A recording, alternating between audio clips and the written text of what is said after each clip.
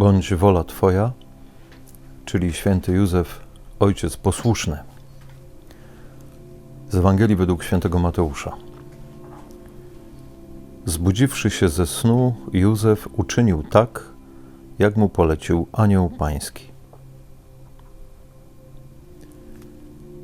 To ciekawe, że te sny, które w historii Józefa powtarzają się w Ewangeliach 4 razy, są takim swoistym modelem rozeznawania. Mówią o tym, w jaki sposób święty Józef poszukuje Bożej woli. Bądź wola Twoja. Chce być posłuszny Bożej woli. Patrzymy na sen jako na swego rodzaju brata śmierci. Okazuje się, że sen w życiu świętego Józefa to jest dramat pokonywania własnej woli na korzyść woli Boga.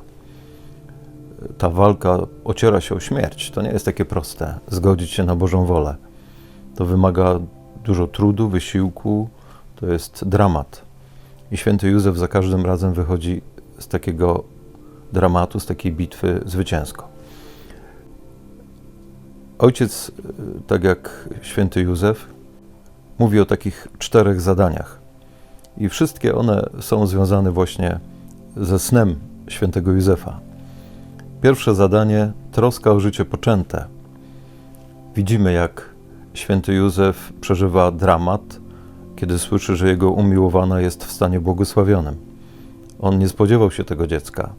On wie, że nie jest ojcem tego dziecka.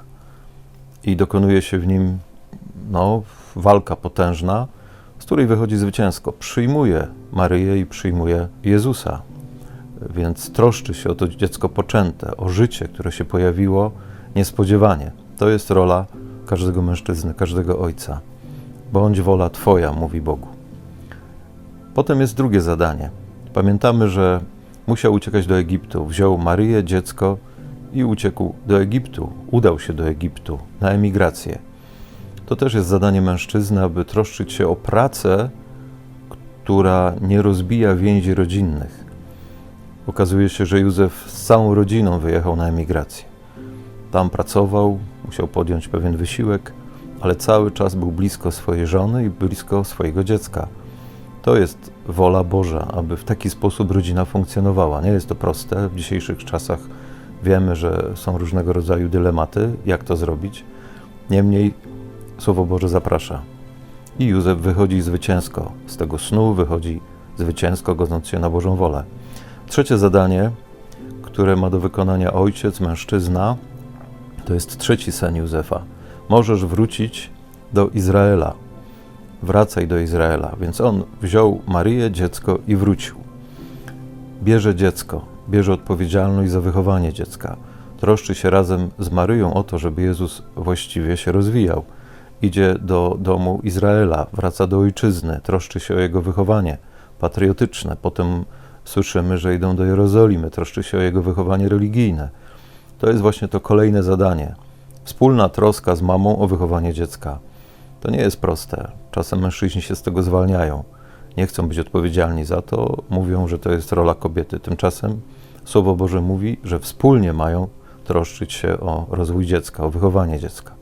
I 4 sen, 4 zadanie, które podejmuje święty Józef, ma podjąć każdy ojciec, udaje się do Galilei, tam gdzie syn Heroda nie ma wpływów. I w Galilei Jezus wzrasta pod okiem świętego Józefa, dojrzewa, patrząc na swojego ojca, który daje mu przykład życia właściwego, życia zgodnego z wolą Bożą.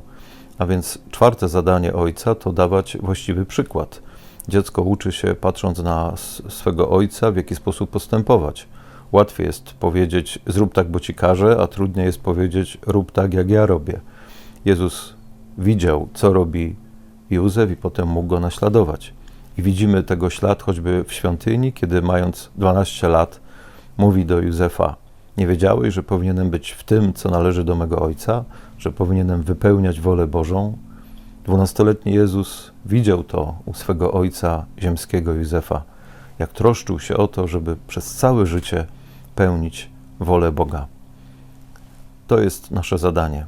Józef posłuszny to ten, który rozpoznaje Bożą wolę, często po wielkiej walce, po wielkim wysiłku, po to, by móc tę wolę spełniać. Okazuje się, że spełnianie woli Bożej staje się dla niego źródłem wielkiego szczęścia, o wiele większego niż to, gdyby pełnił tylko własną wolę, ludzką wolę.